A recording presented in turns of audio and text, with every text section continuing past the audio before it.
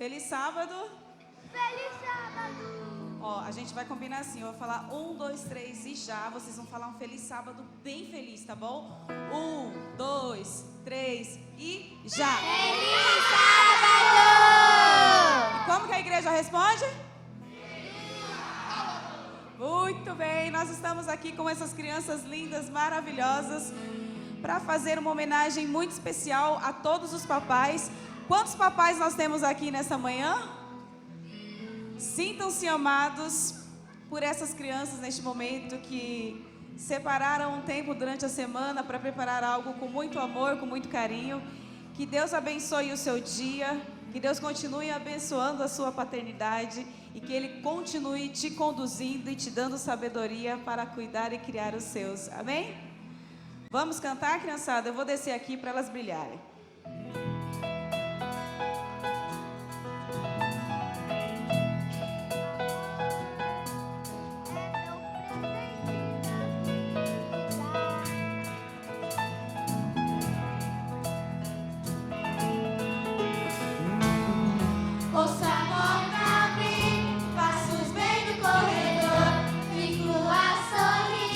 É meu pai que já chegou me chamando.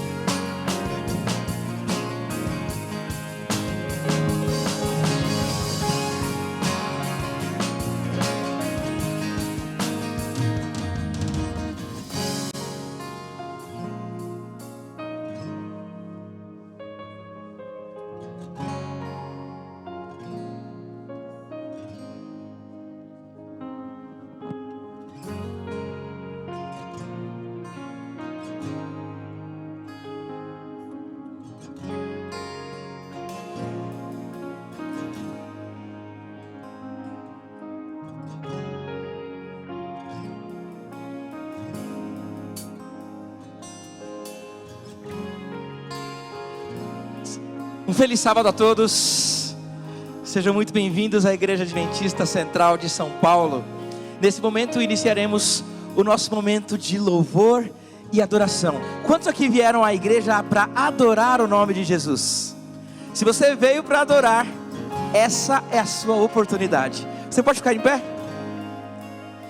Eu gostaria que, através de um sorriso, você olhasse para a pessoa que está do seu lado e falasse: você é bem-vindo aqui. Vamos adorar a Deus. Amém.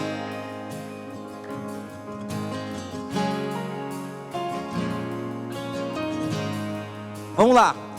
Os céus proclamam as obras do Eterno, galáxias cantam de sua imensidão,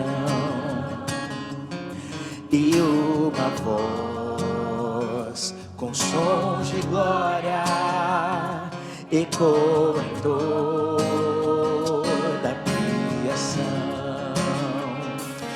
Não me faz a vida irromper, o esplendor invisível faz nascer, e uma voz com som de glória ecoa em nosso coração. Diante dele nos rendemos, é tudo por ele, tudo por ele. A ele a glória e para sempre, é tudo por ele, tudo por ele.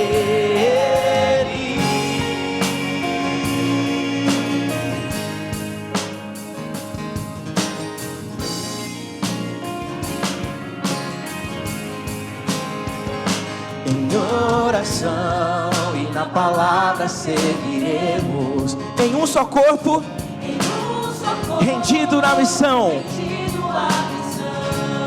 Lá em cima.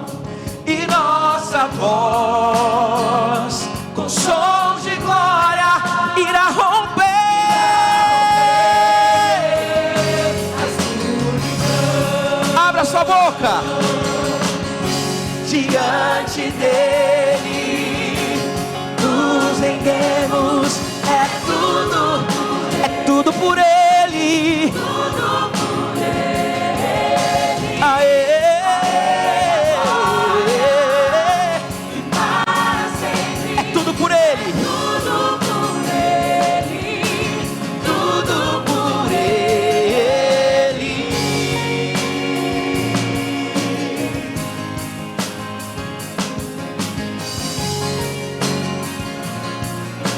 Agora você pode declarar: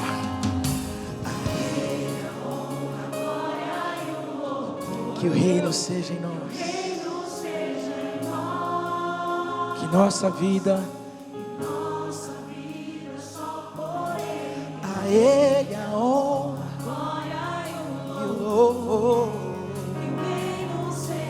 que o reino seja em nós, nossa a ele e o louvor, que o reino seja em nós, que nossa vida, de novo, a ele a honra, a glória e o louvor, que o reino seja em nós,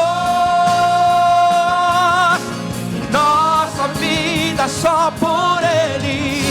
Diante dele nos rendemos, é tudo por ele, tudo por ele.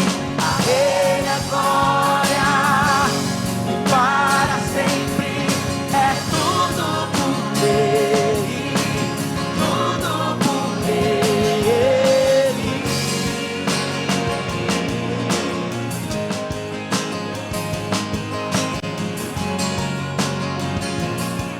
A igreja pode cantar a ele a honra.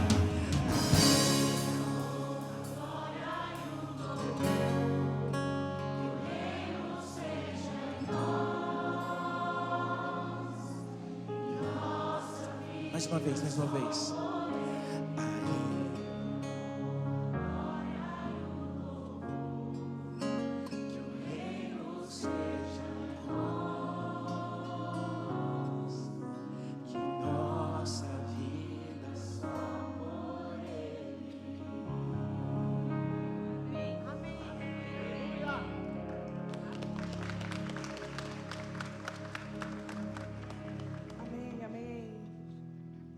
Como foi essa semana?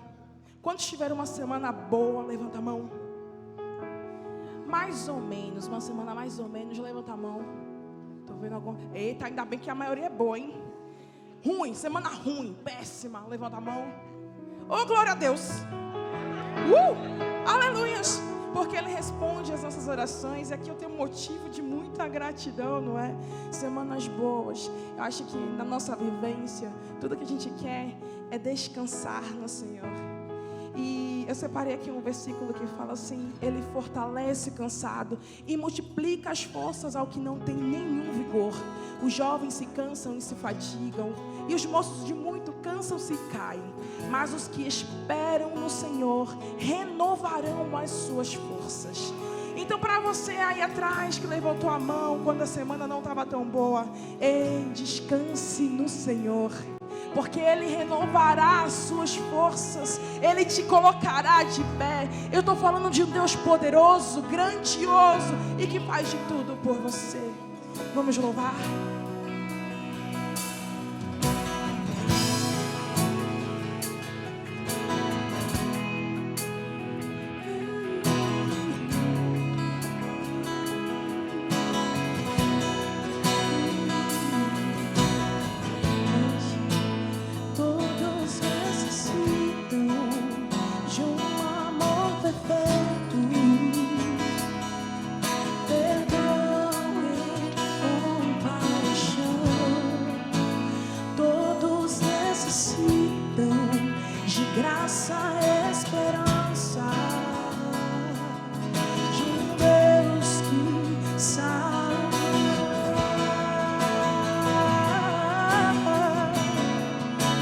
Você sabe, Cristo, Ele tem poder para salvar, tem poder para salvar, para sempre, autor da salvação.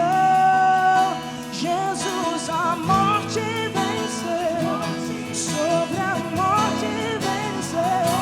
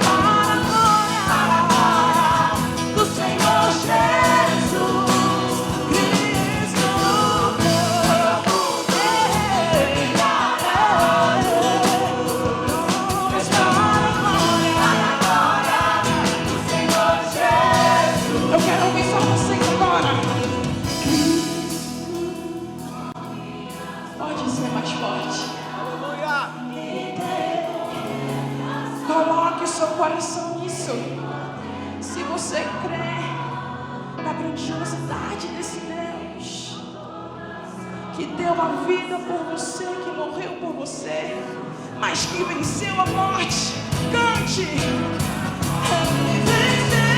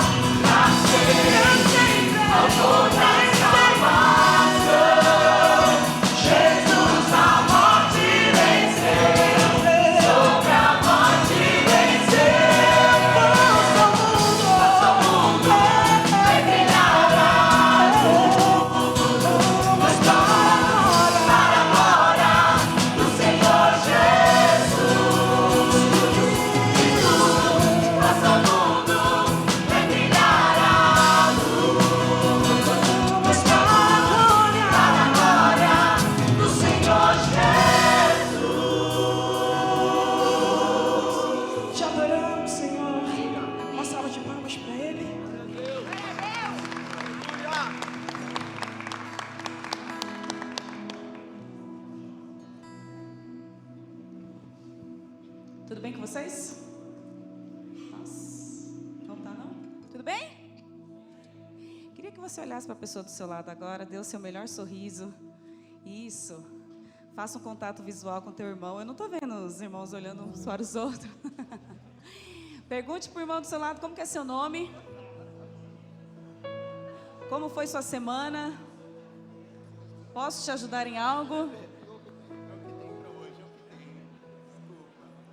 Eu sei que esse momento é um pouquinho difícil para quem é mais tímido, para quem não gosta muito de contato físico, mas eu vou piorar agora, gente, desculpe. Agora eu gostaria que você olhasse para a pessoa do seu lado e desse o seu melhor abraço da semana nessa pessoa que está do seu lado. Isso, muito bem. É isso. O céu é isso. O céu vai ser abraço, o céu vai ser sorriso, o céu vai ser acolhimento. E a gente está aqui nessa terra só fazendo um treino, né? Então, se hoje você está do lado de alguém que você não gosta muito, desculpe, mas o céu vai ser para vocês dois. Então é bom ir acostumando aqui. Eu queria te lembrar que existem momentos para a gente agradecer. Eu não sei como foi sua semana, mas de uma coisa eu sei: nós fomos criados para adorar a Deus. Nós fomos criados para a sua glória. Talvez você tenha vindo aqui hoje por curiosidade. Talvez você esteja passando a manhã inteira aqui só analisando o que pode estar bom, o que não pode estar. Mas eu tenho algo a te dizer. Se Deus te trouxe a esse lugar aqui, Ele espera de você a sua adoração, a sua entrega e o seu coração aberto derramado no seu altar. E é para isso que eu te convido, porque muitas vezes a gente está focado só em pedir, só em reclamar, só em tristeza, só em lutas. Mas ser filhos de Deus também é agradecer, amém? E se você hoje está aqui, respirando, a sua respiração, o seu fôlego de vida é motivo de gratidão a Deus e é motivo de adorá-lo pela oportunidade da vida. E por mais uma oportunidade de estar aqui, podendo dizer: santo é o seu nome, obrigada Deus, porque eu tenho vida, obrigada, porque mesmo nas dificuldades, eu tenho um Deus que segura a minha mão e me faz prosseguir, amém? Agora essa pessoa que você abraçou, eu queria te dar 2 minutinhos para você orar com ela e por ela. Seja Jesus na vida dessa pessoa agora. E que se ela vier a esquecer tudo o que acontecer aqui nessa manhã, que ela não se esqueça da sua oração e do seu abraço.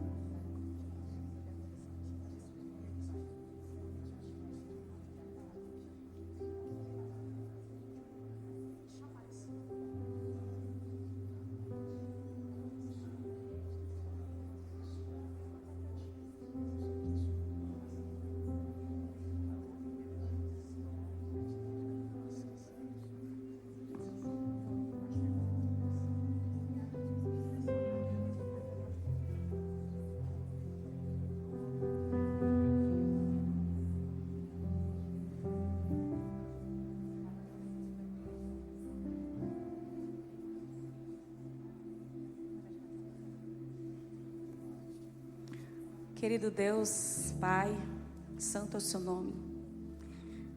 Deus, queremos te agradecer por mais uma manhã de sábado, por mais um dia que o Senhor nos dá, para que nós possamos te adorar e te agradecer pela nossa casa, pela nossa família, pelo nosso trabalho. Obrigada por tudo que o Senhor tem feito por nós. E nos perdoe por muitas vezes focar tanto naquilo que nos falta e nos esquecermos da única coisa que realmente importa, que é estar contigo, que é estar na tua presença. Nessa manhã queremos reconhecer a nossa pequenez, Pai, a nossa miséria, reconhecer que nós não somos nada sem Ti, mas te agradecer porque o Senhor viu algo em nós. Obrigada, Deus, por isso. O Senhor viu algo tão especial em nós a ponto de entregar o seu Filho, o seu único Filho, para morrer por nós, pecadores e ingratos, Pai. Alcance o nosso coração nessa manhã, Pai. Nós entramos na Tua casa para Te adorar. Então, ao entrar aqui, a gente Te dá permissão para que o Senhor entre no nosso coração e limpe, que o Senhor tire as impurezas que há nele e que o Senhor substitua tudo que há em nós unicamente pelo Seu Santo Espírito, Pai. Te agradecemos mais uma vez por tudo que o Senhor tem feito, por tudo que o Senhor ainda irá fazer. Nós somos Teus e nós queremos declarar isso, Pai. Por tudo que tens feito, por tudo que vais fazer, por tuas promessas e tudo que és, eu quero te agradecer com todo o meu ser. Agradeça. Te agradeço, meu Senhor.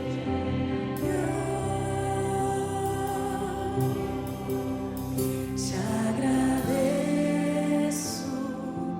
meu Senhor.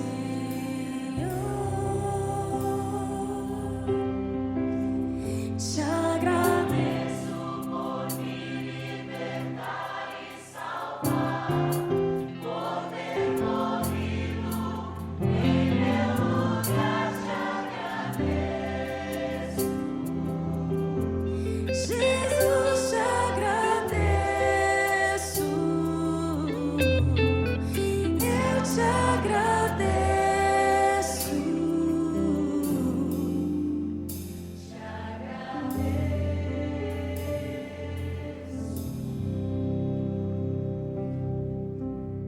Amém? Queria convidar o nosso queridíssimo André, pastor André.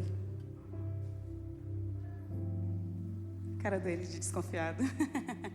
Adoro essas surpresas. Agora seria um momento que você estaria aqui já naturalmente. Gente, vocês querem sentar um pouquinho? Pode se sentar para descansar um pouquinho as pernas.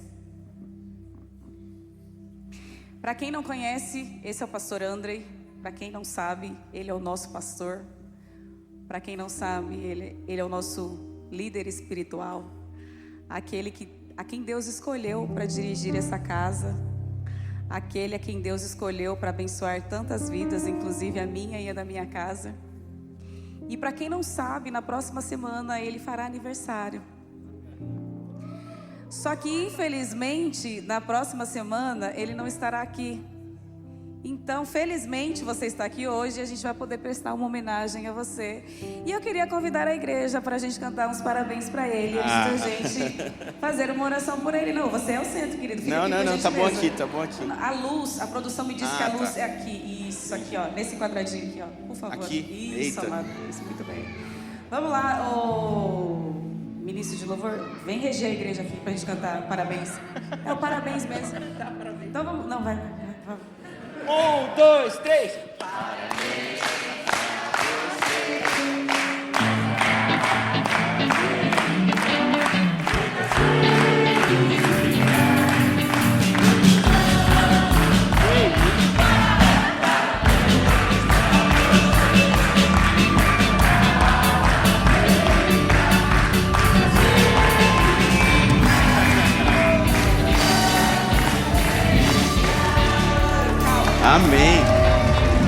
Muito obrigado. Calma.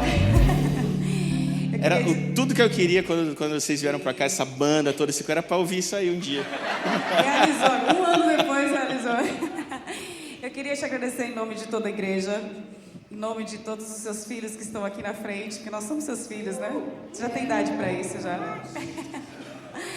E o nosso Era pra ser carinhoso, né? O nosso, não, é. O nosso desejo é que Deus continue te abençoando, que Deus continue guardando o teu coração, guardando a tua casa. A gente sabe, tem uma noção de algumas lutas e que não é fácil ser líder, não é fácil conduzir uma igreja, Moisés que o diga. Mas eu quero te relembrar que o Espírito Santo está com você, o Espírito Santo está em você, está sobre você. E felizmente Ele te escolheu para nos ajudar nessa missão aqui. E nós somos imensamente gratos, a minha casa também, obrigada por ser um líder e um ministro espiritual na nossa casa, na nossa vida. Que Deus continue te abençoando e eu vou te dar um abraço por todos que eu posso. Muito obrigado, Sara, Renato e o time do Louvor. Obrigado, queridos. Deus abençoe vocês a gente só também. vai orar por você. Ah, tá. A gente tem que orar. E eu queria pedir para a igreja estender as mãos em direção ao pastor, para a gente orar por ele. Querido Deus, Pai, muito obrigada pela vida, muito obrigada pela saúde. Senhor, o Senhor sabe que há 1 ano atrás a gente esteve juntos fazendo uma oração a Ti e queremos estar nessa manhã agradecendo porque o Senhor nos ouve. Obrigada porque o Senhor faz infinitamente mais do que aquilo que a gente pensa ou imagina. Obrigada. Obrigada porque o Senhor não se limita à nossa mente e aos nossos desejos, Pai. Obrigada. Que a sua vontade continue prevalecendo na vida do André. Continue dando forças a ele. Continue dando sabedoria. Continue agindo dentro dele e através dele. Continue dando forças quando ele não tiver. Continue sendo respostas quando houver dúvidas. Mas acima de tudo, continue conduzindo ele pelo caminho da tua salvação, Pai.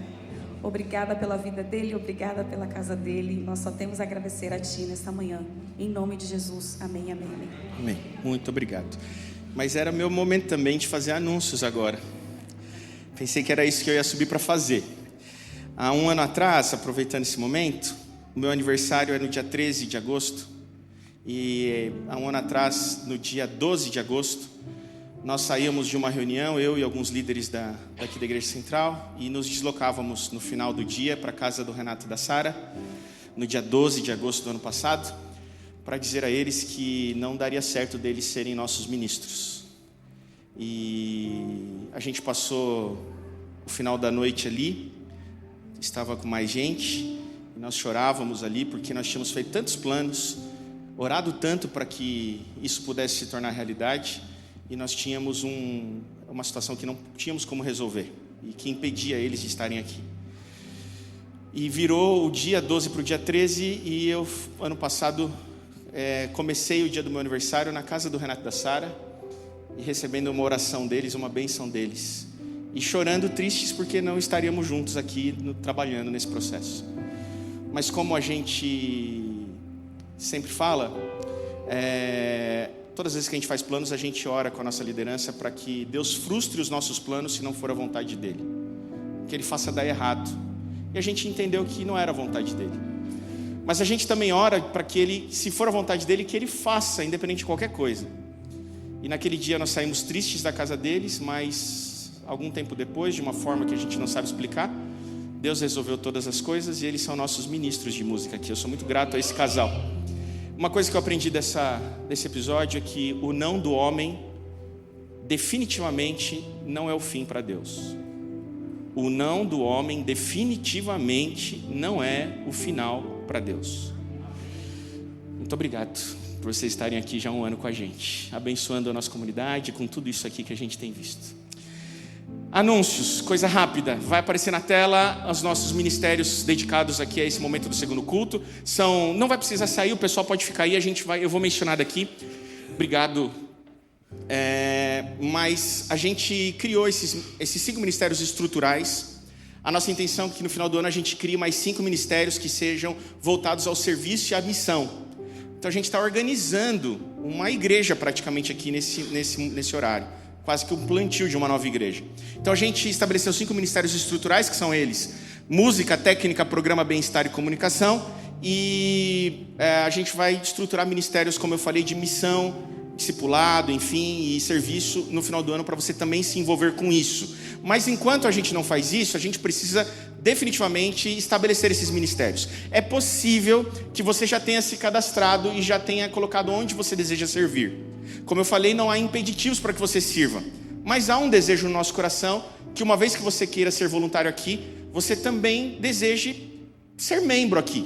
Então, se você é membro adventista de uma outra comunidade, você pode pedir a sua carta de transferência para cá. É um processo que você pode fazer pelo aplicativo 7Me ou procurando alguém que aparece aqui na frente para você pedir que te apresente a Lindina, que é a nossa secretária, que vai fazer esse processo para você também. Se você puder e quiser, organiza isso para que você possa ser membro aqui.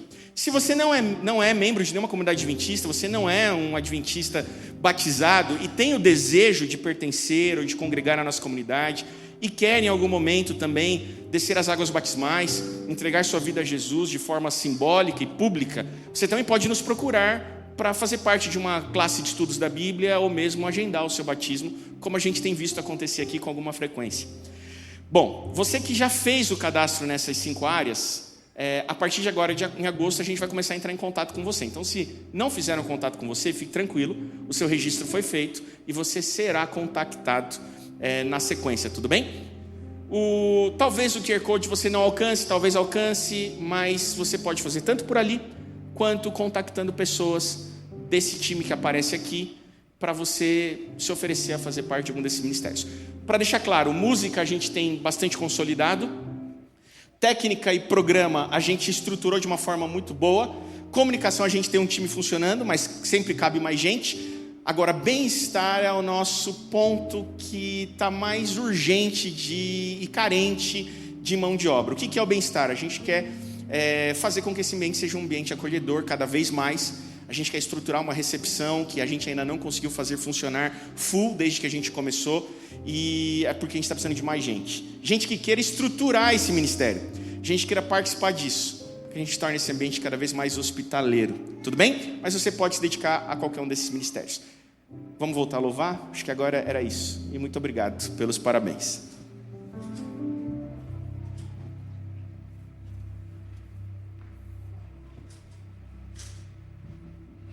Bom dia, igreja. Prazer em falar com vocês. Momento da oferta. Antes disso, eu quero fazer uma gratidão a Deus pelas Éricas da nossa igreja. A senhora nos dá uma felicidade imensa, dona Érica, em estar aqui. Tá bom? É a senhora, dona Érica, isso mesmo. Momento da oferta. Spinoza vai dizer que o homem trabalha potencializando a vida.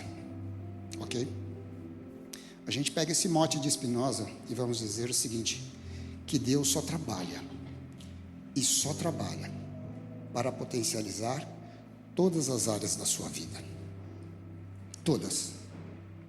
Então tenha isso em mente. Deus só entra na sua vida para potencializar a tua existência, fazer você melhor. Ok? No momento da oferta, é muito claro que a oferta, ela abençoa para fora de você. Mas a liderança dessa igreja, ela tem a preocupação, a liderança dessa igreja é formada pelo pastor, os pastores auxiliares, o primeiro ancianato, os anciões, os líderes de departamento e assim por diante. Tem como base de que o ofertante precisa compreender o lugar da oferta dele. A oferta abençoa para fora, mas precisa abençoar você. Não é possível fazer uma oferta sem que essa oferta, acima de tudo, alcance o seu coração. Eu vou dar um exemplo. Uma família, um pai, mãe, filho mais velho e um filho mais novo, está brincando na sala de acertar o alvo, ok? E quem está tentando acertar o alvo neste momento é o filho menor. Então, a mãe, ela fica segurando o alvo assim, e o filho está a uma certa distância. Ele joga uma vez, não dá certo, aí a mãe, por amor, se aproxima um pouco mais do filho, para que ele acerte o alvo. Agora essa mãe chega mais perto, e o pai, vendo a dificuldade do filho, diz assim: filho, mais para a esquerda, mais para a direita. Está falando bem baixinho no ouvido dele. Mais para a direita, mais para a esquerda. Sobe um pouquinho o braço. Você vai acertar, meu filho. Acredita, vai dar certo. E o filho mais velho, ele está entre o alvo e a mãe, e o pai. E ele está torcendo para que você acerte. E na hora que você atinge, joga o seu dardo, o filho começa a soprar, o filho mais velho começa a soprar o dardo para que ele possa, de alguma forma, contribuir para que você atinja o alvo. Vocês compreendem a analogia? A Trindade trabalha para que você acerte o alvo. Não é simplesmente a sua oferta, mas é para que você acerte o alvo. E qual é o alvo da oferta? Além de abençoar para fora, é de que você tenha objetivamente o encontro espiritual com Deus. No momento de você fazer a sua oferta, você tem na frente dos bancos um QR Code. Para você fazer a oferta, você vai precisar abrir a tela do seu banco, direcionar para fazer a sua oferta. Você também tem os gasofilácios, onde você pode fazer a sua oferta pública. Ou seja, você vai precisar levantar do seu lugar e publicamente dizer para Deus: Senhor, eu te amo, eu reconheço quem é o Senhor, e eu me reconheço nessa relação, e por isso eu oferto.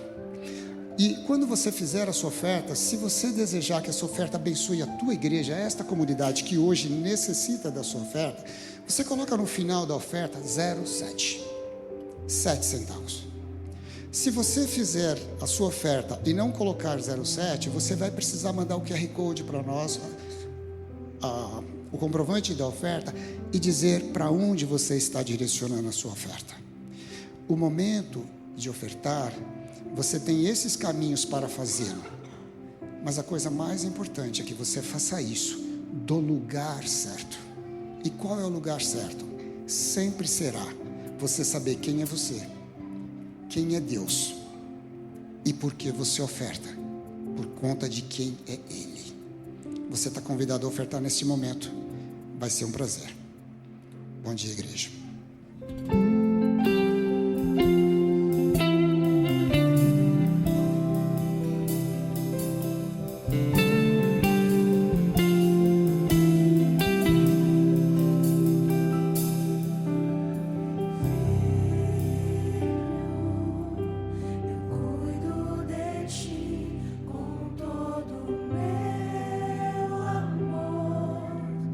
Lembre de mim por onde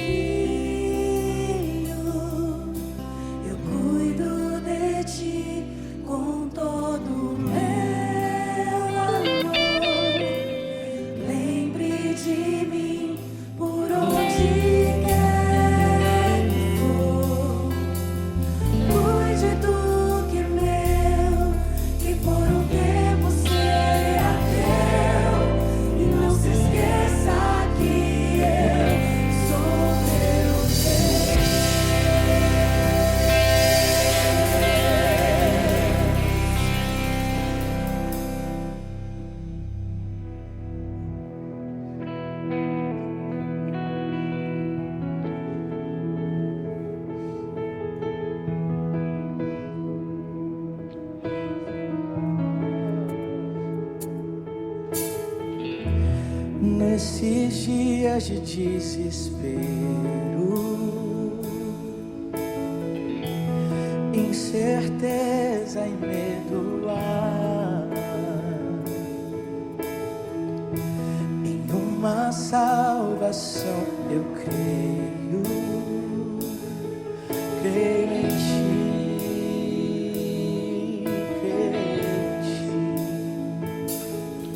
acredito em Jesus Cristo, acredito em Deus o Pai, acredito no Santo Espírito que nos vida nova traz, acredito na cruz de Cristo em que a morte enfim venceu, acredito que desse reto muito em breve voltará. Creio em ti.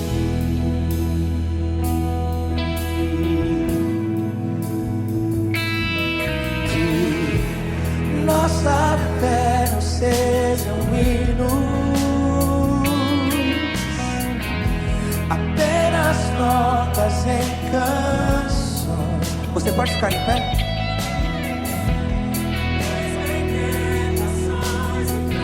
Cante, creio em ti.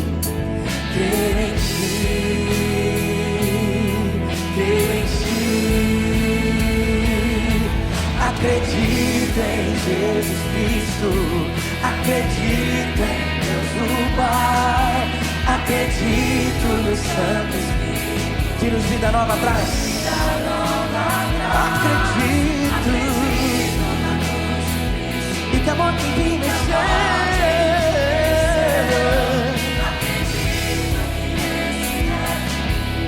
Muito em breve voltará.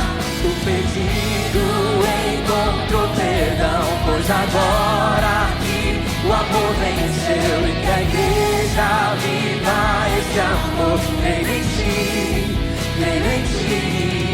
As cadeias não prevalecerão, pois o véu rasgou e veio ao chão. Seu amor não voltará em vão. Creio em ti. Acredito em Jesus Cristo, acredito em Deus o Pai, acredito no Santo Espírito que nos vida nova traz, acredito na cruz de Cristo e que a morte enfim venceu, acredito que ressurreto muito em breve vai, em breve voltará.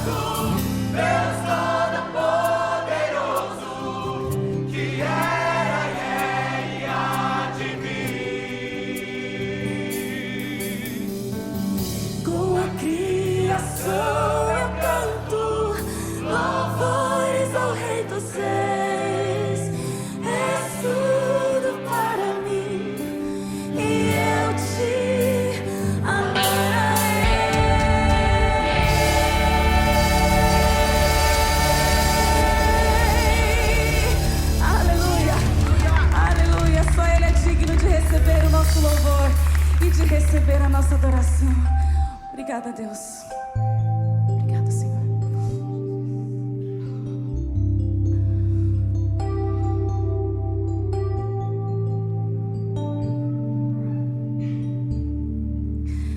Graças eu te dou, Pai, pelo preço que pagou,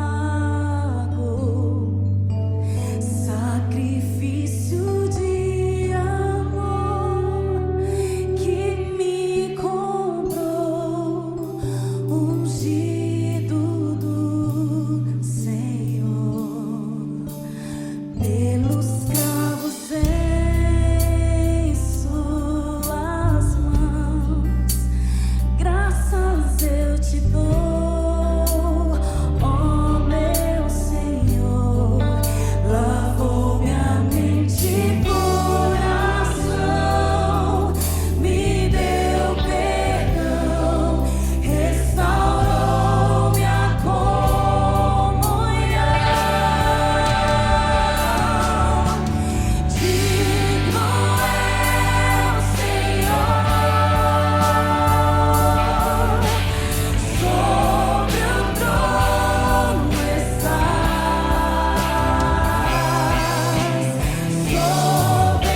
soberano Criador. Vou sempre te adorar. Elevo minhas mãos ao Cristo que venceu, Cordeiro de Deus, morreu por mim,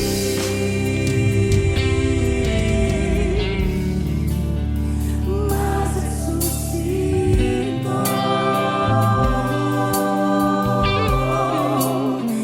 Digno é o Senhor.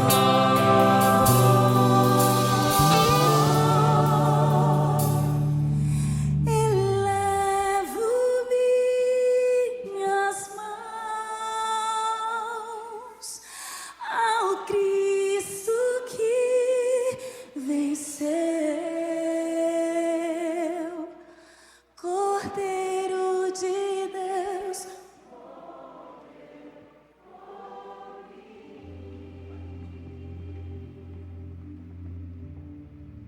Senhor Deus, muito, muito obrigado, Senhor, porque o Senhor nos permite louvar e adorar o Teu nome. Nós estamos aqui unicamente para isso. Nós não viemos buscar nem pedir nada. Nós já louvamos o Teu nome, agora nós vamos abrir Tua palavra e queremos pedir que Teu Espírito, mais uma vez nessa tarde, traduza ela de maneira a atender as demandas de cada coração aqui que eu te peço, por Jesus, amém. Boa tarde, que bom que você está aqui com a gente, na nossa velha casa, é uma alegria sempre receber você aqui. A gente está dando continuidade a uma série que começamos no sábado passado, que tem por título Humanamente. E a nossa intenção nessa série é tratar das questões da condição humana à luz do texto sagrado. Tratar das questões da condição humana à luz da visão de mundo judaico-cristã. E no sábado passado a gente falou um pouco sobre a nossa identidade, sobre a nossa filiação, e hoje eu quero falar um pouco sobre quem nós somos como condição ou por condição. A insuficiência da nossa condição. Nós somos bons ou somos maus por natureza? A gente é gente boa ou a gente é gente ruim? Eu não sei qual é a sua visão de mundo, mas a visão de mundo hegemônica no Ocidente, depois do Iluminismo, ela parte de um pressuposto especialmente traduzido por um cara chamado Rousseau. Sem querer ser simplório com as ideias de Rousseau, mas elas foram pressupostos fundantes das ideias humanistas, ou das ideias que surgiram no Iluminismo e que identificam o homem como suficiente, capaz de resolver as suas questões. Rousseau vai dizer de um homem natural e um homem corrompido, quando ele vai tentar encontrar as razões para a desigualdade entre os homens.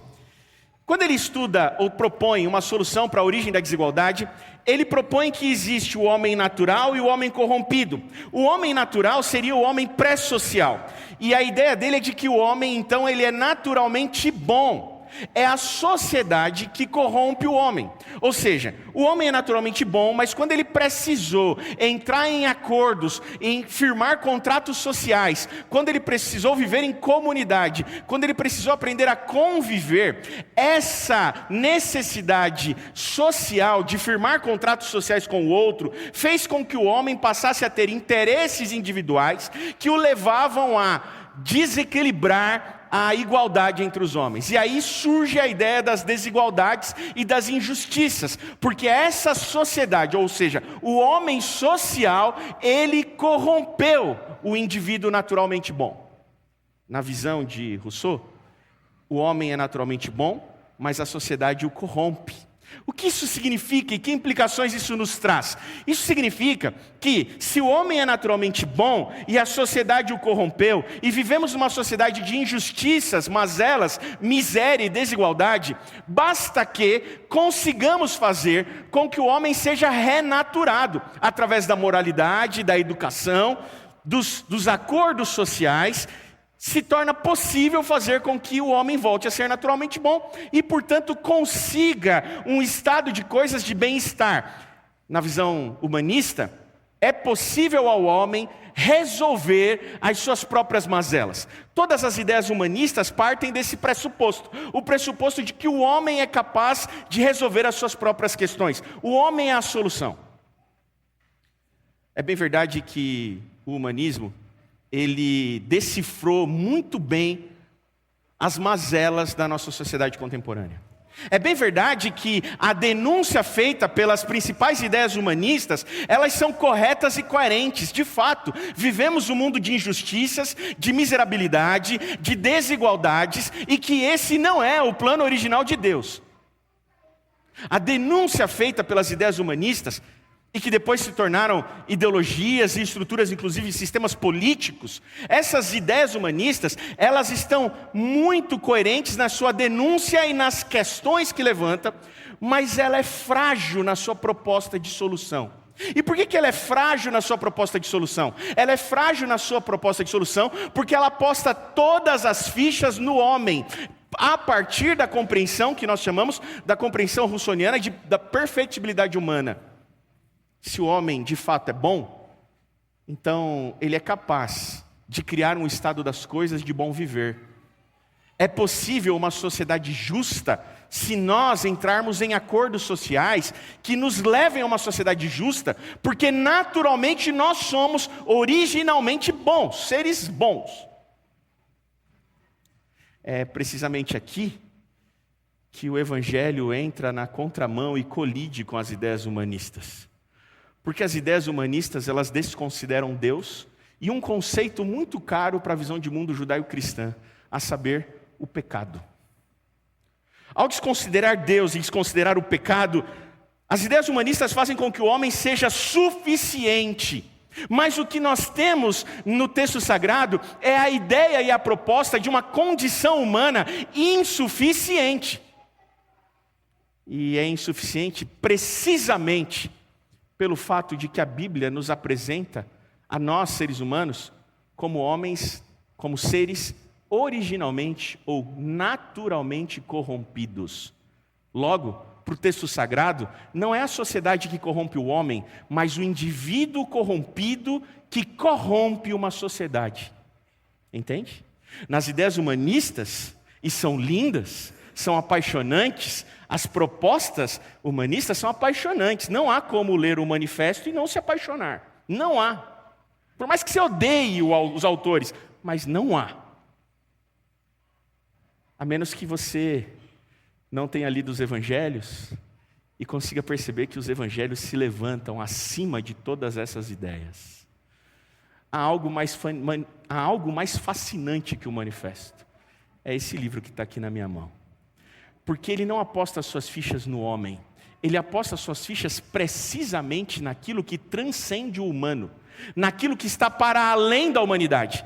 Porque a Bíblia apresenta um homem que é naturalmente mau e capaz de corromper uma sociedade. Logo, o homem precisa ser regenerado. E essa regeneração não é possível ao homem. Ela se faz necessário algo que transcende o homem para que ela aconteça.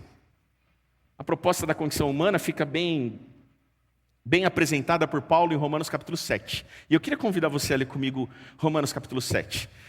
Abre sua Bíblia agora. Talvez apareça na tela, mas você vai ler na sua Bíblia, eu sei, no seu celular, se tiver um app da Bíblia aí. Romanos capítulo 7, eu vou ler os versos 15 ao 25. Aqui é um tratado de Paulo. A minha intenção não é fazer uma exegese de verso a verso dessa perícope. A minha intenção é ler o bloco e compreender aquilo que a gente pode extrair a respeito da condição humana apresentada por Paulo aqui nesse texto. E olha o que Paulo apresenta. Paulo apresenta um homem insuficiente, incapaz de resolver as suas próprias misérias. Ele diz assim no verso 15 do capítulo 7 de Romanos em diante: porque nem mesmo compreendo o meu próprio modo de agir, pois não faço o que prefiro, e sim o que detesto. Eu sou um ser difícil de ser compreendido. Eu faço terapia uma vez por semana, e eu vou lá e conto para minha analista o quanto que eu sou gente ruim, porque eu fiz mal a pessoas que eu amo, e ela tenta me fazer entender por que eu, querendo fazer o bem, faço o mal. Ela tenta toda semana me fazer entender por que eu, querendo o bem, pratico o mal. Essa não é uma questão só minha, eu não estou sozinho, eu estou bem acompanhado, para falar bem a verdade.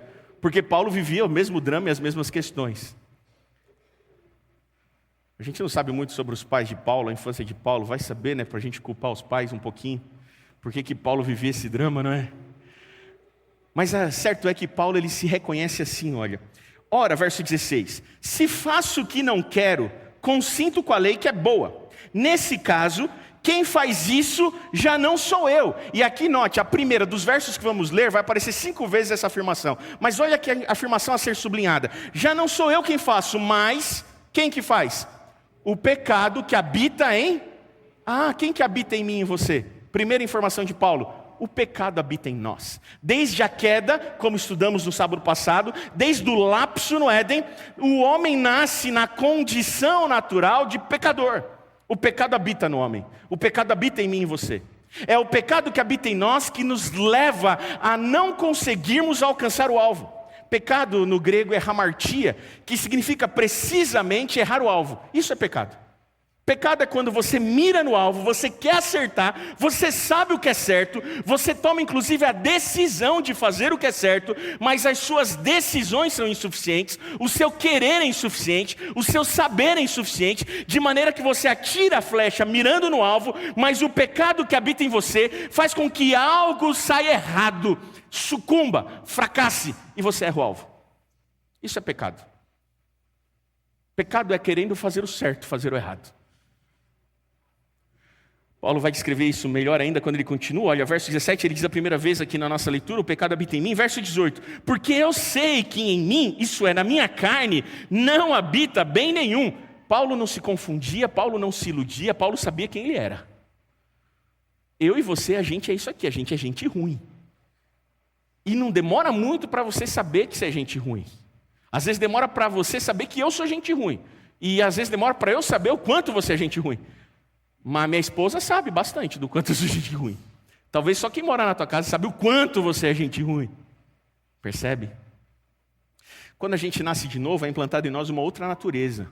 A natureza espiritual, que nos torna capazes de aqui e acolá fazermos atos de bondade, porque Cristo habita em nós. Mas Paulo vai dizer, inclusive aqui no capítulo 6, um capítulo anterior a este que estamos lendo, que mesmo depois que nós aceitamos Jesus, nascemos de novo, e é instaurada em nós uma natureza espiritual que nos permite dar bons frutos, ainda assim ele vai dizer, a natureza pecaminosa não morre, ela não mais reina, mas ainda vive. A natureza pecaminosa, ele diz, não mais reina, mas ela ainda vive. Ou seja, quando eu aceito Jesus, a natureza carnal não reina mais, mas ela ainda está lá. De maneira que ao menor descuido que eu dê, ela se sobrepõe, ela se manifesta. Pisou no meu calo, já percebeu? Que é assim que a gente é. Por quê? Porque o pecado habita na gente. A Bíblia vai dizer que Ele só vai deixar de habitar em nós na transfiguração. Ele só vai deixar de habitar em nós, na glorificação, quando formos transformados, num abrir e fechar de olhos. Lá, quando Jesus voltar, até lá, o pecado não mais reina, mas ele ainda habita em nós. De maneira que ao menor incentivo exterior que desperte o nosso pecado interior, a gente é tentado e tantas vezes a gente fracassa. O texto continua, capítulo 18. Porque eu sei que em mim, isso é, na minha carne, não habita bem nenhum, pois o querer o bem está em mim, não porém o efetuá-lo. Porque não faço o bem que prefiro, mas o mal que não quero, esse faço. Mas se eu faço o que não quero, já não sou eu quem faz, e sim o pecado que habita em mim. Então, ao querer fazer o bem, encontro a lei de que o mal reside em mim. Então, ao querer fazer o bem, encontro a lei de que o mal reside em mim, porque no tocante ao homem interior, tenho prazer na lei de Deus, mas vejo nos meus ombros, nos meus membros, outra lei que, guerreando contra a lei da minha mente, me faz prisioneiro da lei do pecado que está nos meus membros. E aí, quando ele chega nessa conclusão, o verso 24, ele levanta um brado de exclamação. Paulo vai descrevendo isso: o bem que eu não quero, esse eu faço, mas o mal que eu não quero, o bem que eu quero eu não faço, mas o mal que eu não quero, esse eu faço, e eu não estou entendendo, eu não compreendo nem mesmo o meu modo de agir. Parece que ele está escrevendo o meu cotidiano, parece que ele está escrevendo o meu dia a dia, a luta, o drama da minha vida, cotidiana. E quando ele está confuso, ele já não sabe mais o que fazer, ele exclama um brado: desventurado homem que sou. Em outra versão, miserável homem que sou, insuficiente homem que sou. Enquanto as propostas humanistas têm como pressuposto um homem naturalmente bom, Paulo está nos dizendo: não, a gente é que é o problema. O problema habita em nós, nós somos o problema, nós somos a razão das nossas mazelas. Miserável homem que sou. E aí ele faz a pergunta depois da exclamação: quem me livrará do corpo dessa morte? É quase que chamando o Chapolin Colorado, né? Quem poderá me defender? Quem poderá me defender?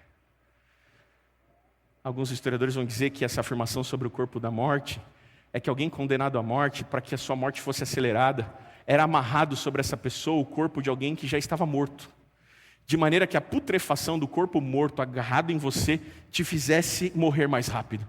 Então Paulo está dizendo: o pecado que habita em mim é como um corpo morto dentro de mim, que vai fazendo com que eu apodreça. Quem que vai me livrar do corpo dessa morte? Ao que no verso 25 ele encerra o nosso texto com um grito de graça. Graças a Deus, por Cristo Jesus, nosso Senhor, de maneira que eu de mim mesmo, com a mente, sou escravo da lei de Deus, mas segundo a carne, da lei do pecado. Graças a Deus, por miserável homem que sou, quem me livrará do corpo dessa morte?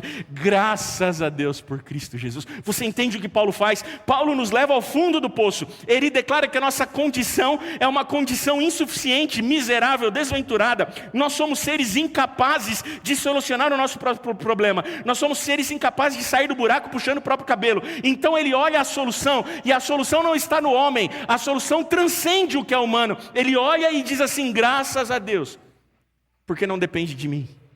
Graças a Deus, porque não é sobre mim. Graças a Deus, que não é sobre o que eu faço ou deixo de fazer. É sobre o que Ele é e o que Ele fez. A solução bíblica para a condição humana é a solução que transcende o que é humano, e é aqui que o Evangelho se levanta como uma solução de fato para a miserabilidade humana. Sabe, as nossas soluções são insuficientes em todos os graus. O nosso conhecimento é insuficiente, porque Paulo diz aqui que ele sabia o bem, mas saber o bem não significa fazer o bem. E aqui que está a diferença entre uma religião baseada na moralidade e uma religião baseada na espiritualidade. Porque a moralidade é o conhecimento de um código, é saber o que é certo e errado, mas conhecer o código e saber o que é certo e errado não resolve o nosso problema. A religião da espiritualidade é aquela que caminha com o Espírito. Moralidade é conhecer um código. Espiritualidade é conhecer uma pessoa, a saber, Cristo Jesus. Os nossos próprios saberes são insuficientes. As nossas decisões são insuficientes. A gente toma a decisão, eu quero fazer o bem, mas há algo em nós que nos faz fracassar. As nossas decisões são insuficientes. Em Mateus 26, Pedro vai dizer para Jesus assim: Senhor, conte comigo. Nem que eu tenha que morrer com o Senhor, mas eu jamais te negarei. Olha que decisão, com a convicção do seu coração. Resolveu firmemente Pedro e disse assim: ainda que eu morra com o Senhor, jamais te negarei. Não demorou 2 capítulos para frente, estava lá o Pedro negando Jesus. Eu decidi, já falei, né, no início do ano, eu decidi perder 15 quilos, eu já estou precisando perder 25. Porque as nossas decisões são insuficientes. São insuficientes. As soluções humanas são insuficientes para resolver o problema do nosso pecado, do pecado que habita em nós. E o texto bíblico vai dizer que mesmo as nossas melhores atitudes, mesmo aquilo que é de melhor em nós, Isaías 64, verso 6. Nós somos como o imundo, e as nossas melhores ações de justiça para Deus são como o quê? Como trapos de imundícia, Isaías vai dizer. Nós somos como o imundo, e as nossas melhores obras, sabe aquelas lá que você fala, poxa, hoje eu mandei bem. Quando você fala assim, hoje eu mandei bem, cumpri todo o código de regras.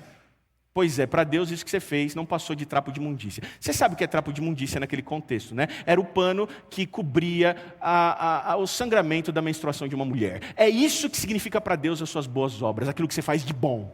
Aquilo que você faz de bom para Deus tem esse valor. Não significa nada, é insuficiente, porque não é você que vai resolver o problema do teu pecado. As nossas soluções são insuficientes. Eu lembro que eu cresci gostando muito de futebol. Essa é uma semana ruim para dizer isso, porque eu sou palmeirense. É uma semana ruim, mas a gente tem vivido semanas muito boas para viver uma ruim. Foi um lapso.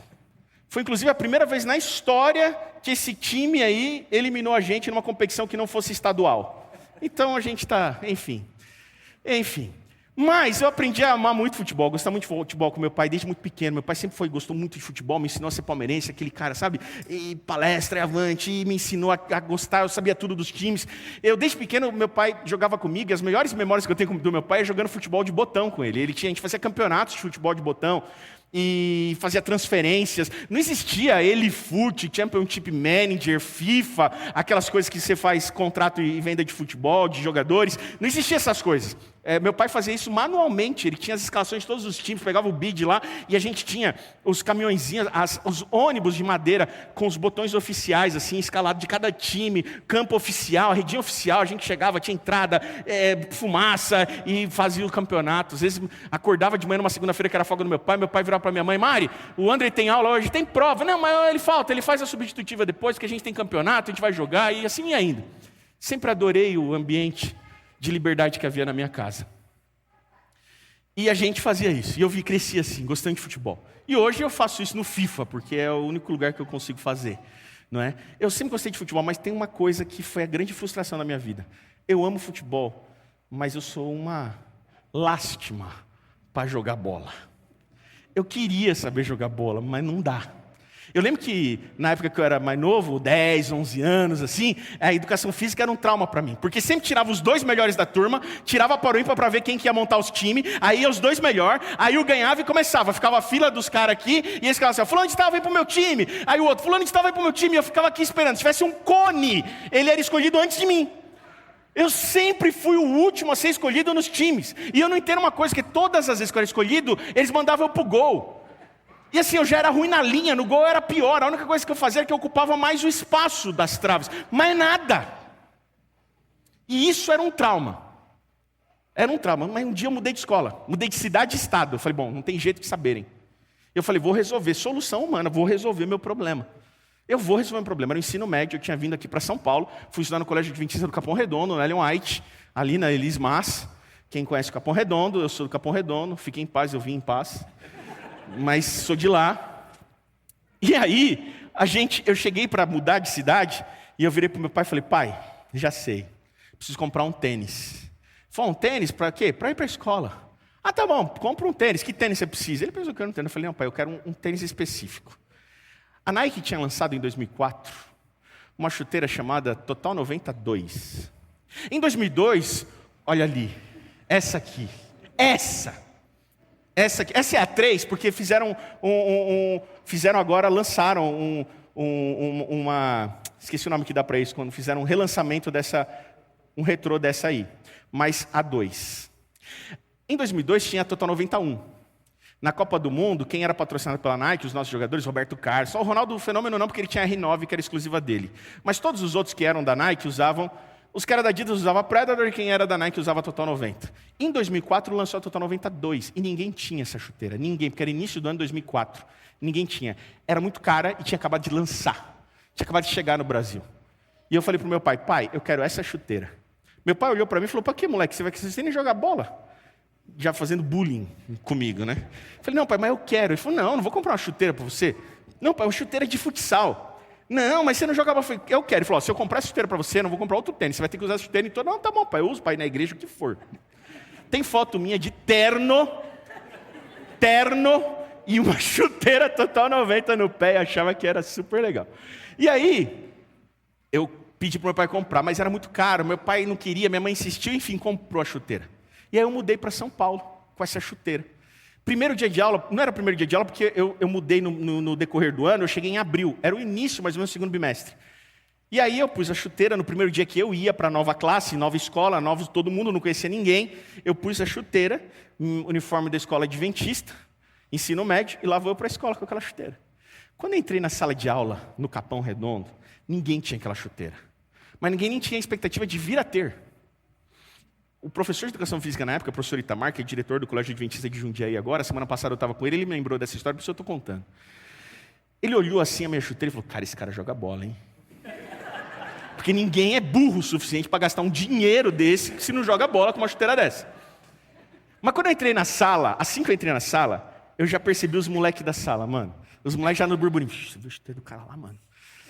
O cara joga bola, hein, mano? O cara já, pô, você viu, pô, da hora, hein, mano? Eita. Aí cutucava aí, Murilo, você não tem, mano. Tu é Total 1, cara. Vou falar com o cara. E eu tava ali. Eu não sabia que aquela semana era a última semana para se inscrever no Interclasses do colégio. Os moleques olhou minha chuteira, quando deu no intervalo, a primeira coisa foi eles virem do lado da minha mesa. Já falou assim, aí, mano. E eu já cheguei naquela, né, passada de jogador, já que assim, já, né? Com a minha chuteira, pá. Aí os moleques olhou assim, falei, ei, você joga bola? Eu falei, pô, muito, dou aula. Aqui manjo muito. Esse cara falou, mano, vai ter o Interclasses, tem que pagar a inscrição hoje, é o último dia, começa semana que vem. Você topa entrar no nosso time? Eu falei, opa, só que eu tô sem grana aqui, não consigo, não sabia. Não, a gente vai pagar a tua inscrição aqui, cara. Mano, os caras nunca tinham me visto jogar. A minha solução estava dando certo. Estava parecendo suficiente a minha solução. E eu estava falando, era isso que eu queria quando eu comprei a chuteira. E aí eles falaram, não, mano, então a gente vai pagar a sua inscrição. Mano, me inscreveram no Interclasses. E aí, beleza, na quinta-feira, sei lá, mais pro final da semana, ia ter o último treino antes do Interclasses, que era a educação física. E aí lá vou para a educação física, professor Itamar, quadra ali no Ellen White, pá, e eu tô ali, fiz a filinha, aqui na filinha. O melhor jogador da escola era da nossa turma, mas ele não estava aquele ano na nossa turma, era o Leandro, o Boizão. Ele tinha ido fazer intercâmbio nos Estados Unidos, porque ele foi convidado para ser soccer player nos Estados Unidos, no colegial dele. E ele foi. De maneira que quando estava na 8ª série, que é o 9º ano, ele ganhou, a nossa turma ganhou do 3º ano do ensino médio, porque ele era o cara que destruía no time. Mas a nossa sala tinha uns caras bons. E eu lembro até hoje, eu até falei, acho que a Maga não está aqui, talvez. A Maga conhece, o Pedro, Evandro, a Suzy era da minha turma, conhece, inclusive, essa história. Eu estou passando essa vergonha pública, contando para ela. Mas eu lembro que o Pedro e o Evandro saíram para tirar o time. Os dois times. E eu estou aqui na fila, gente. Quando ganhou um lá e falou assim, o primeiro nome a ser chamado, pela primeira vez na minha vida, e a última também, a primeira vez na minha vida, o primeiro cara a ser chamado pro time, fui eu, mano. André, vem pro meu time. Mano, eu queria pausar a minha existência naquele momento. Porque o que viria depois seria muito deplorável. Eu queria parar ali. Porque era para aquilo que eu tinha comprado a minha chuteira. Para pelo menos uma vez na vida ser o primeiro a ser escolhido no time. E eu fui. E aí, não preciso contar, né? A gente foi começar o treino, os caras olhou e falou, mano, Na semana seguinte, teve a interclasses, eu só joguei uma parte de um dos jogos porque o professor obrigou o time a me colocar porque eu tinha pago. E eu nem tinha pago. Eu não preciso dizer que mais importante no futebol não é ter a melhor chuteira, né? É saber jogar bola. O Boizão, por exemplo, o Leandro, ele usava uma chuteira preta, meio que sem marca, ele passava uma tinta preta na logo da chuteira dele, mas ele jogava bola muito bem. Porque o que importa é saber jogar bola, né, Carlinhos? Não é ter a melhor chuteira. Você entende o quanto que as soluções humanas, elas são insuficientes? Porque elas lidam com aquilo que não é o que importa. Elas lidam com a aparência. Elas são capazes de fazer você conseguir seguir um código moral, mas elas são incapazes de transformar você de um ser pecador em um ser não pecador. Somente Cristo Jesus é capaz de fazer isso. Por isso que Paulo conclui: miserável homem que sou, eu sou insuficiente, eu sou incapaz, miserável homem que sou, quem vai me livrar do corpo dessa morte? Mas graças a Deus por Cristo Jesus. A única solução possível para a condição humana está em Cristo Jesus. A condição humana, ela própria, que nos faz seres carentes. E aqui que entra o ponto que mais tem me pegado nessas semanas que se passam na minha vida. Porque eu tenho me deparado com situações que eu tenho clamado para Jesus, que eu preciso que Ele resolva para mim. E eu tenho começado a aprender que mais importante do que Ele resolvendo as minhas questões é sentir a beleza da presença dEle na minha vida. Sabe, João 14, 27 tem me acompanhado, eu tenho compartilhado com o pessoal do louvor, da minha liderança. João 14, 27 tem me acompanhado tanto, quando Jesus diz assim, João 14, 27, deixo-vos a paz. Deixo-vos a paz. Eu vou deixar para você a solução para as suas mazelas. Eu vou deixar para você a solução para as desigualdades, para as injustiças. Eu vou deixar a paz. Note, eu vou deixar o estado de bem-estar de todas as coisas. Isso é shalom. Entende? É o bem-estar de todas as coisas. Não é só a dimensão das minhas angústias que ficam em paz. É a paz de uma sociedade. Shalom tem uma dimensão inclusive política. Quando se diz shalom, se pretende uma paz de estabilidade das desigualdades, das injustiças. Jesus está dizendo: eu deixo-vos a paz. Mas Ele completa. E aqui que está a dureza de entender. A minha paz vos dou. O problema é que a gente não quer a paz de Deus. A gente quer a paz do mundo. A gente quer a paz humana. A gente quer a solução para as nossas questões humanas. É isso que a gente busca. E mesmo quando elas são legítimas. O problema é que a gente quer elas mais do que a gente quer Jesus. A gente quer a cura de um filho à beira da morte mais do que a gente quer Jesus. Você entende quanto que isso é difícil? Porque eu não estou dizendo que você está trocando Jesus por coisa ruim. Eu estou dizendo que você está trocando Jesus por coisa boa. Eu estou trocando Jesus por coisa boa. Porque eu desejo mais o bem-estar dos meus filhos. Eu desejo mais a minha saúde. Eu desejo mais a alegria do meu casamento do que eu desejo Jesus. De maneira que Jesus se torna apenas um meio para que eu tenha a paz que o mundo dá.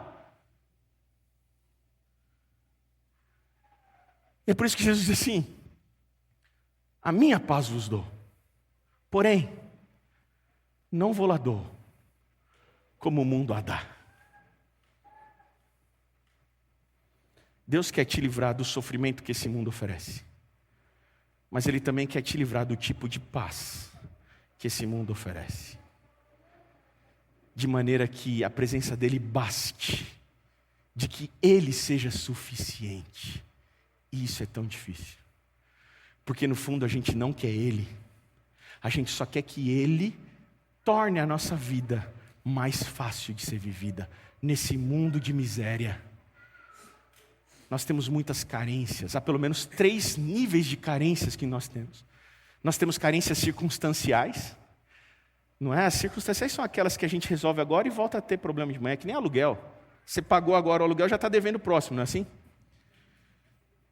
Quem trabalha com venda, você bateu a meta hoje, já perdeu, já não bateu, porque bateu a meta agora, já está devendo a próxima meta. alvos, números. Percebe? Anseios, as carências circunstanciais são a fome, a sede.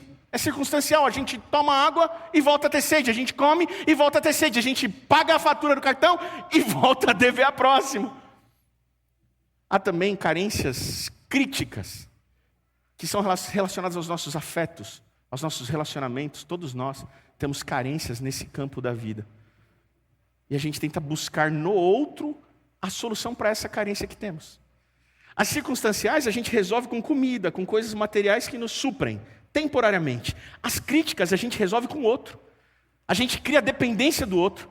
A gente faz o outro refém das nossas piras, das nossas manias, das nossas carências. Porque a gente não solucionou o ponto nevrálgico das nossas carências. A gente fica tentando resolver no outro aquilo que a gente precisava ter resolvido antes em Cristo Jesus. De maneira que a presença dele bastasse a ponto de que eu não precisasse do outro para suprir uma necessidade minha, de carência minha pessoal. Mas como Cristo não basta, eu começo a depender de outras coisas. Mas há as carências cruciais. As carências cruciais são as carências da alma, do espírito.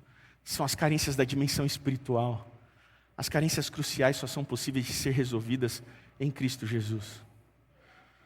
Sabe? Uma vez, Jesus estava com sede e os discípulos estavam com fome.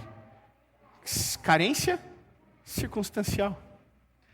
E chegou numa encruzilhada e um caminho passaria por Samaria e o outro desviava de Samaria. Então Jesus falou: eu estou com sede, eu vou tomar água num poço que tem aqui. E os discípulos com fome foram para um mercado comprar comida. Jesus chegou no poço, era perto da hora do meio-dia. E quando ele chega no poço, está vindo ao poço uma mulher. E essa mulher estava indo saciar as suas carências circunstanciais, ela tinha sede. E ela estava indo buscar água no poço. Sabe? Ela tinha nas mãos o símbolo da sua carência. Ela tinha nas suas mãos um cântaro. E ela vem com o cântaro buscar água no poço. E ela encontra um judeu, e ela é uma mulher samaritana.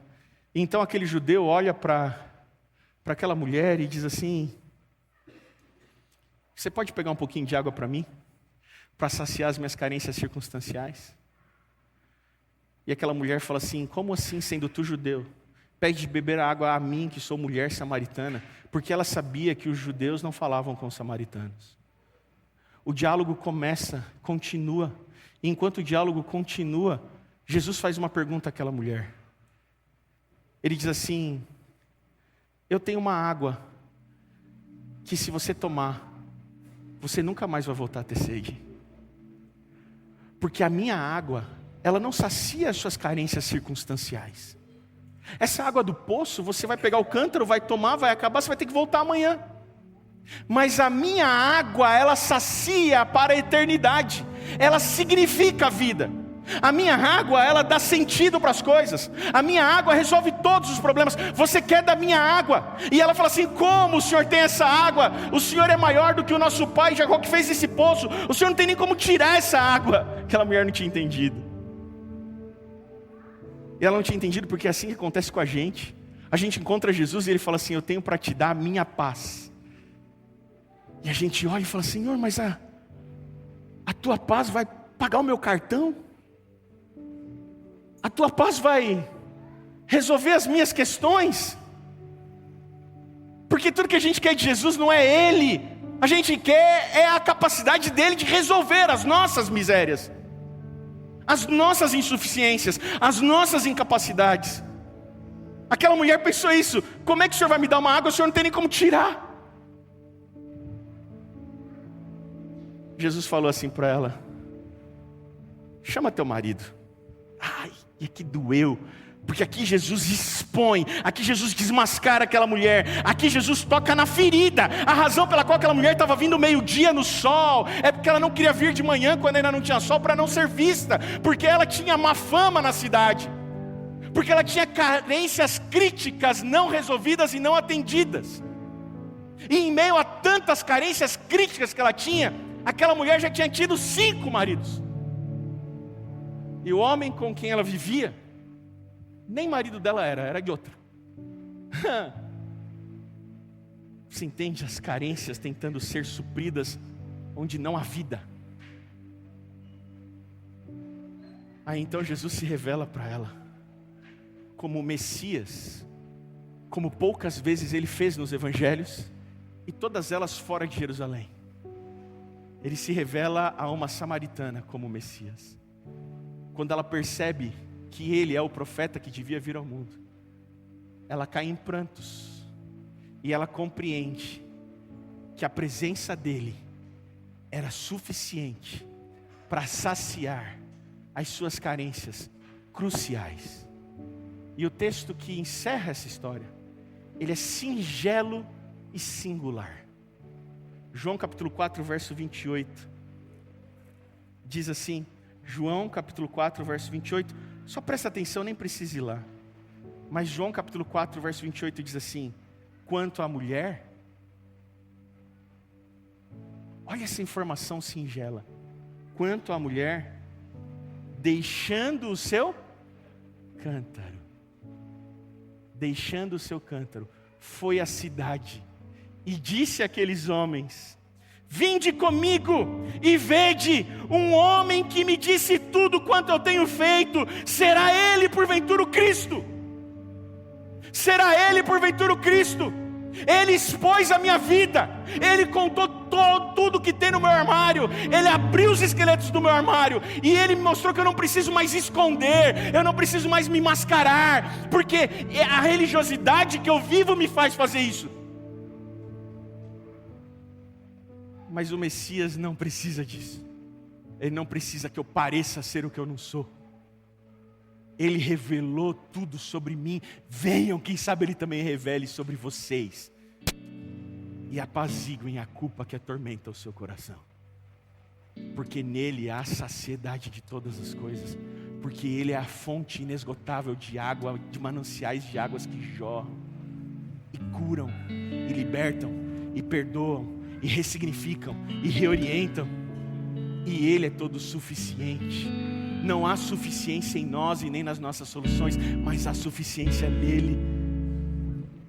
O cântaro é símbolo das nossas carências e insuficiências. As nossas soluções são paliativas. A gente pega a água, toma água e precisa ir de novo buscar água. Mas quando aquela mulher encontrou Cristo Jesus, ela largou os cântaros, porque ela não precisava mais dos cântaros, porque os seus anseios cruciais foram satisfeitos em Cristo Jesus.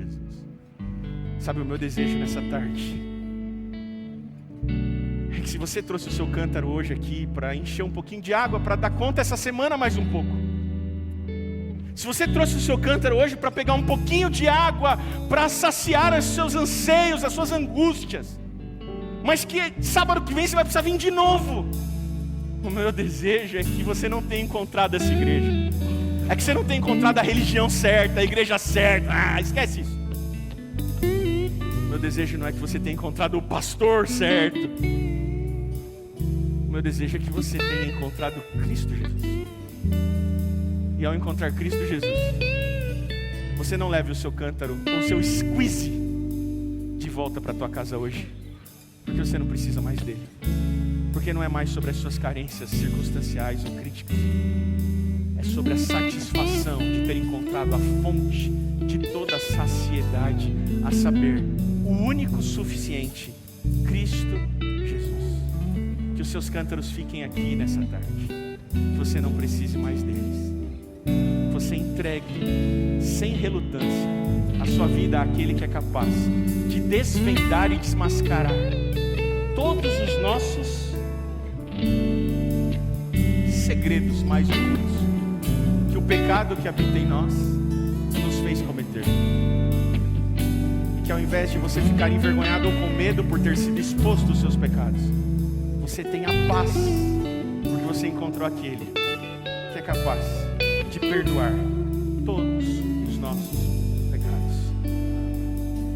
Você pode ficar em pé para a gente cantar essa música? Você pode cantar de coração aberto essa música. Você pode louvar o nome dele, porque ele é a fonte de todas as águas. Porque as águas que emanam dele são águas que purificam. Canta de todo o seu coração e depois a gente vai orar junto.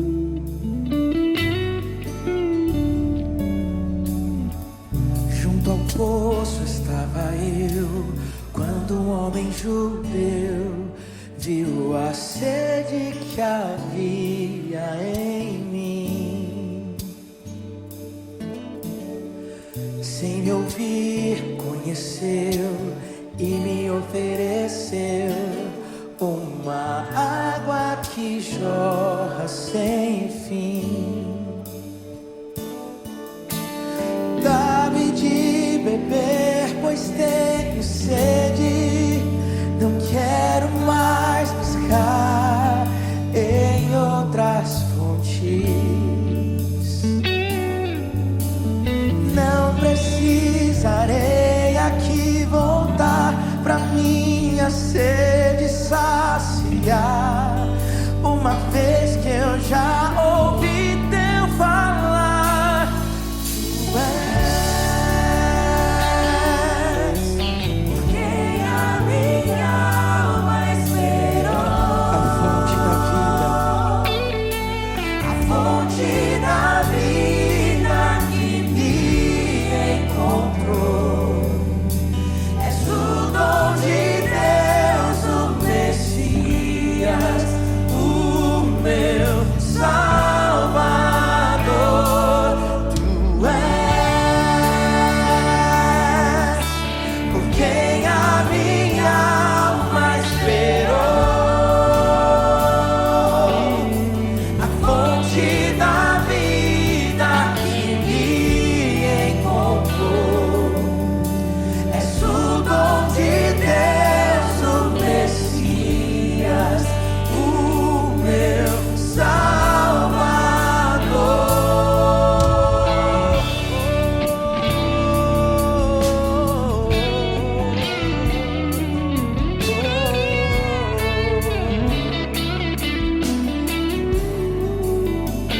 Junto ao poço. Junto ao poço estava eu, quando um homem judeu viu a sede que havia em mim.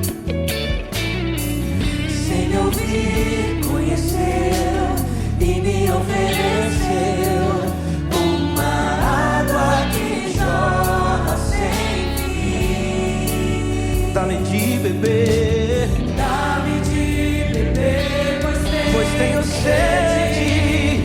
Não quero mais buscar, não quero mais buscar outras fontes. Não precisarei aqui voltar pra minha sede saciar, uma vez que eu já ouvi teu falar. Tu és por quem a minha alma esperou, a fonte da vida que me encontrou. És o dom de Deus, o Messias, o meu. Tu és por quem a minha alma esperou, a fonte da vida que me encontrou. És o dom de Deus, dá-me de beber, dá-me de beber, pois tenho sede. Não quero mais buscar em outras fontes. Não precisarei aqui voltar pra minha sede saciar, uma vez que eu já ouvi. Dá-me de beber,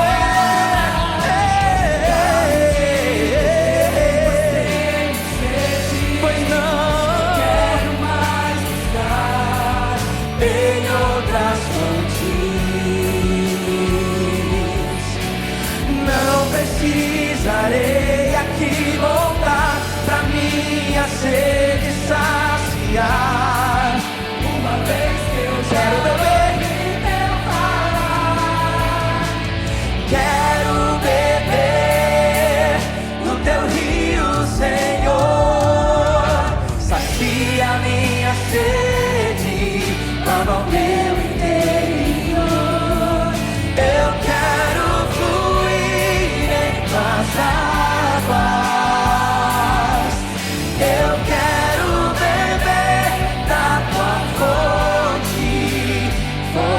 de águas vivas.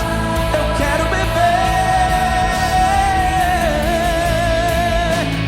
quero beber do teu rio, Senhor. Sacia minha sede, lava o meu interior. Eu quero fluir entre as águas. Eu quero beber da tua fonte, fonte de águas vivas.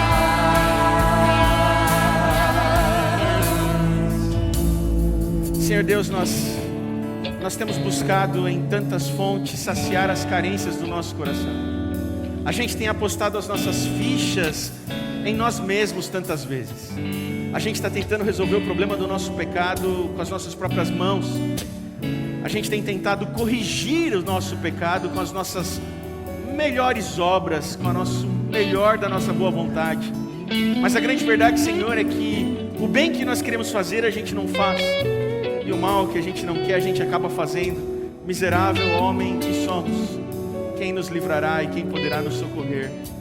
Graças a Deus, porque ainda hoje, junto ao poço, a gente pode encontrar Cristo Jesus, nosso Senhor, e na presença dele nós podemos abrir o nosso coração sem medo.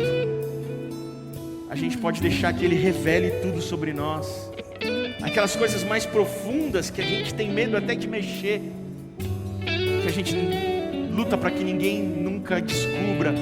Que a tua presença nos dê paz e confronte o pecado que habita em nós. Que a tua presença confronte o mal que reside no nosso coração, e que em ti nós encontremos a única suficiente saída para a nossa condição de miserabilidade. Que o teu perdão, o teu sangue derramado na cruz, a tua presença nos baste, e que ao encontrarmos contigo, os nossos cântaros se tornem desnecessários. É o que nós te pedimos por Jesus, amém.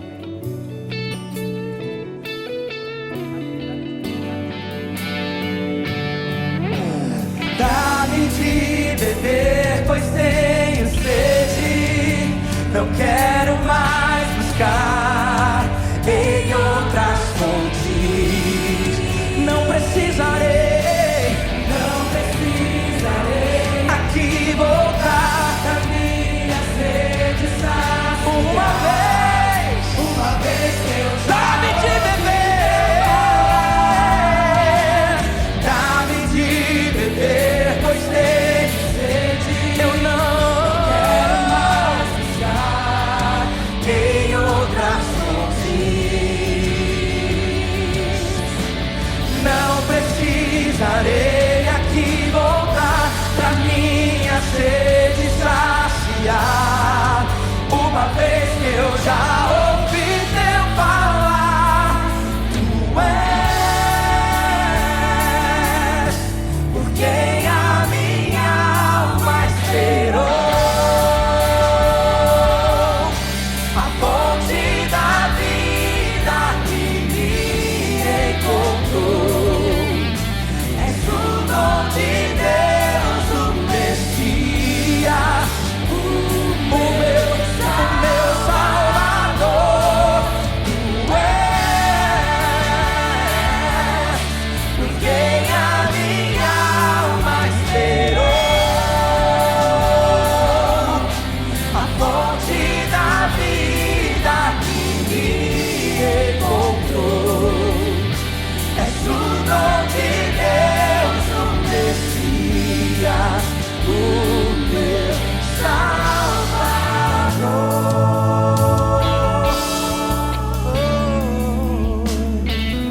Amém. Amém. Deus abençoe.